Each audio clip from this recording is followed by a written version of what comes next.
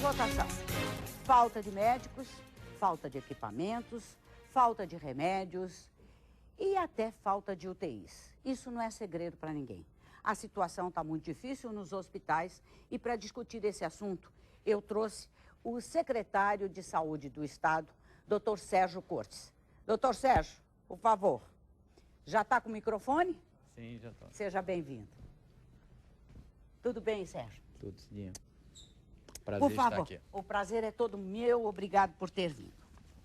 Sérgio, a visão que se tem dos hospitais do estado do Rio de Janeiro hoje é de caos. É essa a sua visão? Não.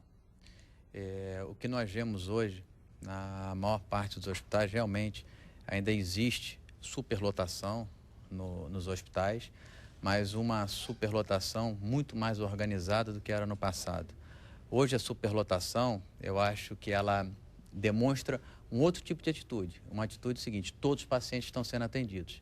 Você vai encontrar esses pacientes, primeiro, deitados numa maca, esses pacientes com colchão, esses pacientes tomando soro, esses pacientes recebendo alimentação. Maca no corredor. Maca no corredor.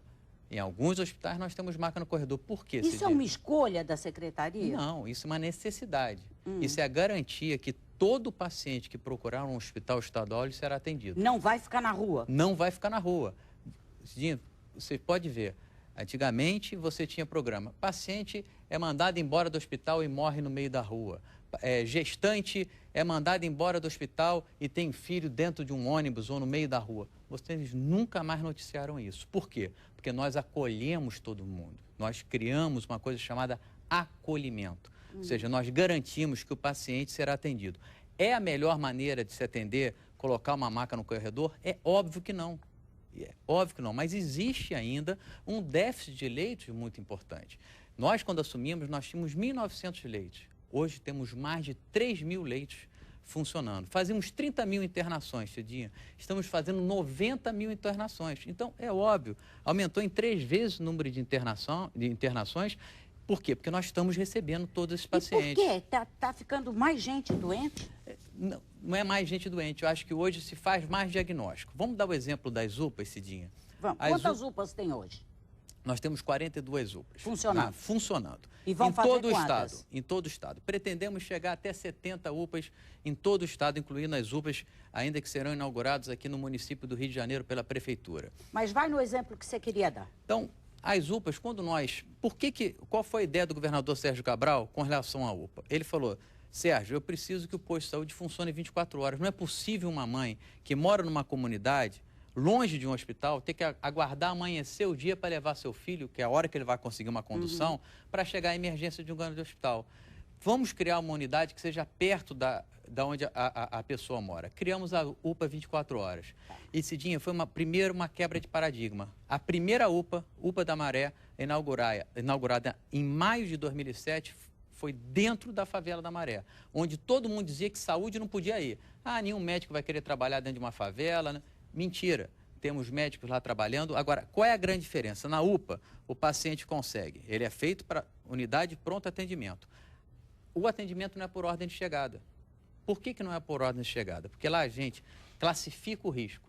Pacientes que têm um risco maior. Se chegar um paciente, tiver 40 pacientes para ser atendidos, chegar um paciente com dor no peito, ele é atendido imediatamente.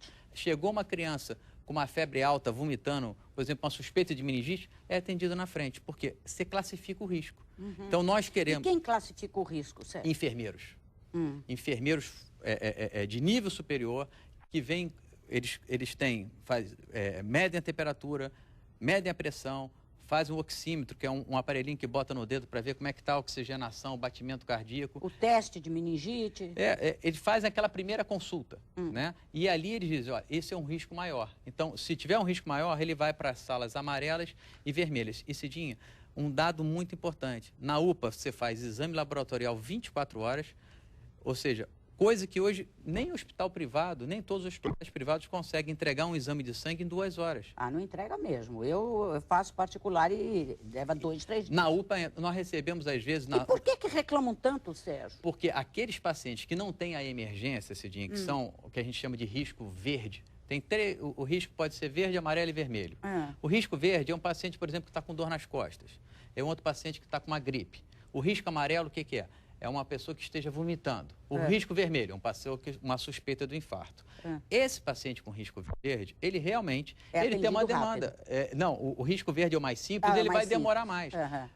Cidinho, eu levei a minha filha, no mês passado, na emergência de um hospital privado, na zona sul do Rio de Janeiro, e aguardei 2h30 para ser atendido.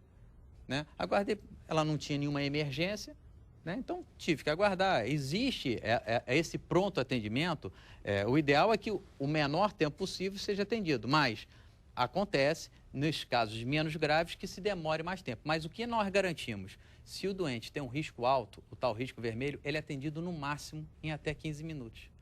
E lá ele vai fazer, como eu te falei, você faz um exame de sangue lá, Cidinha, que você mede a alteração do infarto.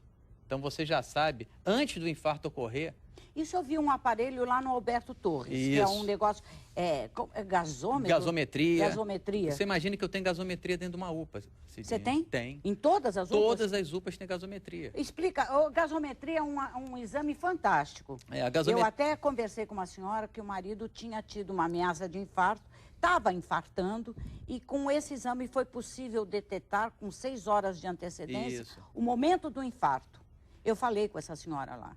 E isso você tem em todas as UPAs. Cidinha, não só a gasometria, tem um exame chamado troponina, é um nome feio, mas é um exame que quando o músculo começa a infartar, o músculo do coração, aparece essa substância no sangue. Aí você faz um eletrocardiograma na UPA. Esse eletro, ele vai para um centro de laudo, em 8 minutos volta, dizendo, olha, esse paciente está infartado, não está infartado. Se tiver infartado, Cidinha, a gente tem um medicamento chamado trombolítico. O que ele é? É um rotorúter. Eu vi esse medicamento. Nas UPAs, dissolve o trombo. Temos mais de 1.500 pacientes nas UPAs atendidos do infarto. Você sabe quanto caiu a mortalidade, Cidinha? 50%. De infarto? De infarto. Diminuímos em 50%.